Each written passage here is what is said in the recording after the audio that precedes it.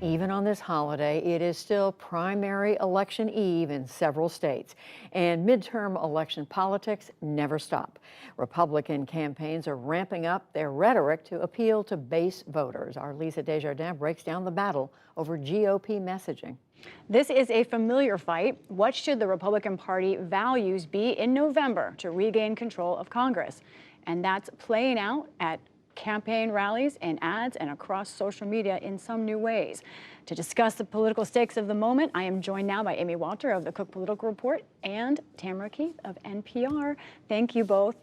Let's start with this moment, and let's start specifically with two things that happened over this weekend. I want to play two pieces of sound, and I need to warn our viewers that both of these pieces of sound deal with threats, potentially threats of violence. First, we're going to hear Republican Congressman Adam Kinzinger, one of just two Republicans on the January 6th committee, talk about new threats to his family. Then we're going to hear from Republican Senate candidate in Missouri, Eric Greitens, with a new ad directed at what he calls Republicans in name only or rhinos. Let's listen.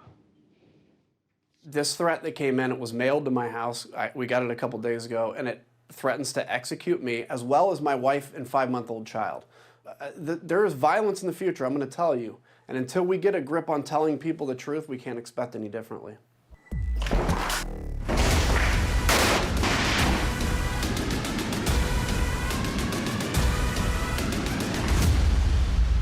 Join the MAGA crew, get a rhino hunting permit. There's no bagging limit, no tagging limit, and it doesn't expire until we save our country. And again, we edited those two clips together, but obviously we saw a thread there in both of those. And Amy, my question to you is this another dangerous inflection point in our political rhetoric? Is this more the same? What is this? No, it certainly feels like we have hit an inflection point, and we're hearing this week on the January 6th Commission about threats made to election officials. And of course, we've been hearing in the weeks and months after the 2020 election stories from election officials, even not high-level officials, but folks who are at the most basic county-level offices, who are nonpartisan, who found themselves targeted by many of these same sorts of threats of violence. The one thing I will say about Missouri, which is the final clip that you showed there, this is somebody who really, the fact that he's running at all is quite remarkable. He was forced to resign from office in 2018 as governor after he was accused by a woman he was having an affair with of being aggressive and assaulting her. Most recently, his ex-wife, they're in divorce proceedings right now, accusing him of abusing her and their son. So this is somebody with a history already of being accused of violence who decides, I'm gonna run for the Senate, and then keeps playing this violent rhetoric, and then is leaning into this violent rhetoric.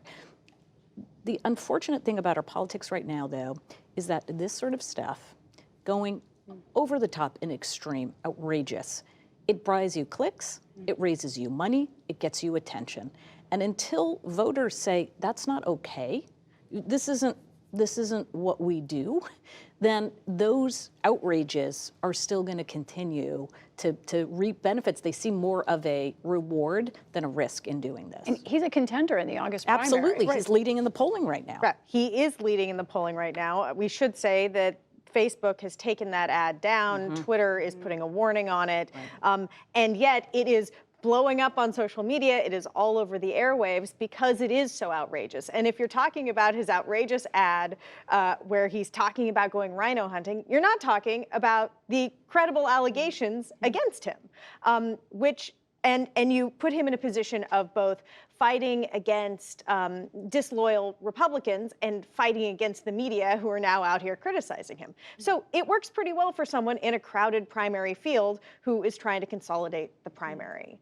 The language around Adam Kinzinger and that threat against him, the use of the term execution, this is a theme that comes up a lot. There is a glorification of violence, and in particular, sort of a hunger for executions in the mythology of the QAnon cult, or whatever you want to call it. And you see this language coming up again and again and again. And there's almost a mainstreaming of totally extreme ideas and language. And those two clips today sort of bridge that in a way. You know, we had to discuss as a group, do we want to play that full ad or not? Right. And we ended up deciding, you know, a lot of times we don't want to give oxygen to that kind of thing, but neither do we want to sanitize it. That is a real ad that is out, that's happening right now. Yep. Also happening over the weekend, the Texas Republican Party met at their convention. I want to show some of the things that they voted. They agreed to in one resolution, a resolution that rejected the certified results of 2020 in those words, and also referred to President Biden as the acting president, not legitimate. We also know at the same time it took a court order to force certification of results in New Mexico. We've talked so much about the power of Trump, why there isn't more courage standing up against him from Republicans who we know do oppose him. Perhaps a naive question, what is it going to take, these kinds of things, rejecting elections, when is it going to compel some Republicans to be more public about this problem that's not just a political problem? Well, and at the same convention, they went after Senator John Cornyn, who right now is working on a bipartisan bill on guns, and Dan Crenshaw, who is a congressman widely regarded as a rising star within the Republican ranks.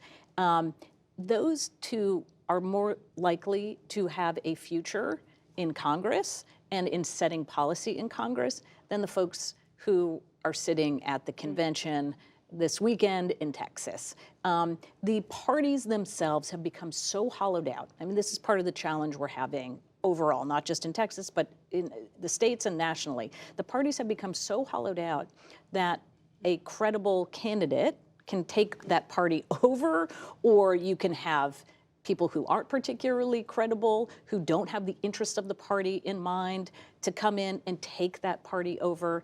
So they've become almost less relevant than ever, even though they get a lot of attention. Yeah, and in theory, a state party is there to protect and promote the incumbents and to serve the better interests of the party and its establishment. But state parties, and I should say in both parties, state parties have become sort of the outpost of the extreme, where they're censuring their members who have done relatively normal mainstream things, where they pass these resolutions that are completely untethered from what sort of the mainstream of the party would consider to be, or their voters, or their voters, out of line with their voters. They're way far from the center of gravity of their party. That said, there are a lot of people whose views are reflected in those resolutions. One person who advocated for civil talk from everyone, of course, was the great Mark Shields. Yes. He sat in these very seats we're in right now. We're all very heartbroken at his loss. Amy, I wanted to ask you to talk about your memories. You've known him a long time. Yes, and I've done a number of conventions and election nights. Everybody who watched him on the show knows how smart he was and how incredibly gracious he was. To me, the mark of a really good human, which is what he was, is somebody who treats people who aren't as big or important or famous as they are with respect and reverence. And if you walked into this building and watched how he treated every single person on the staff, from desk assistants to interns, you would know what a really good person this was.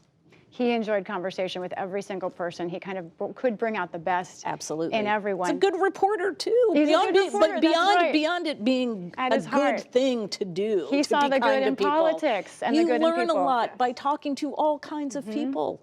That's where you learn. Well, you know, we at NewsHour here do not pick favorites in politics or in sports teams, but I did have to, as my own tribute to the great Mark Shields, put on our mutual favorite baseball hat for the Boston Red Sox. Absolutely. Amy Walter and Tamara Keith, thank you both. You're welcome. Welcome. And thank you, Lisa, for that. We love that Boston Red Sox cap. And a reminder, we will have full live coverage of the January 6th hearings tomorrow, where the focus is expected to be on the pressure former President Trump put on state election officials to change election results. That starts at 1 p.m. Eastern here on PBS.